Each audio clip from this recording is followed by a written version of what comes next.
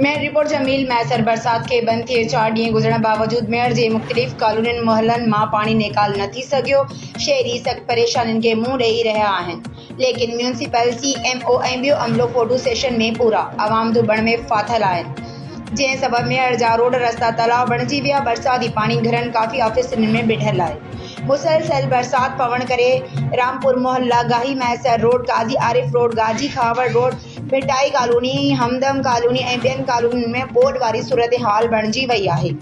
Mayor में ठहियल road pure ब्लॉकनि में नाक़स मटीरियल जे इस्तेमाल, करप्शन ऐं लेवल न हुजण करे नवनि ठहियल रोडनि ते पाणी बीही वियो आहे। मेयर जे रेवेन्यू ऑफिस, तालका अस्पताल, मार्केट कमेटी जी ऑफिस, म्यूनिसिपल कमेटी, मेयर जी ऑफिस समेत यूनियन काउंसिलनि जे ऑफिसनि ऐं अक्सर सरकारी ऑफिसुनि में पाणी हेठि आहे। पाणी बीहण सबब कारोबार मुतासिर, सरकारी ऑफिसनि में पाणी बीहण सबब ऑफिसनि जो कमकार शुरू न थी सघियो। मेयर रोज़ जे ॾिहाड़े ते कम कंदड़ मज़दूर पोरियत रेड़ो हलाईंदड़ तोड़े कारखाननि ते मज़दूरी कंदड़ मज़दूर भी सख़्त परेशानियुनि खे मुंहुं ॾियण लॻा।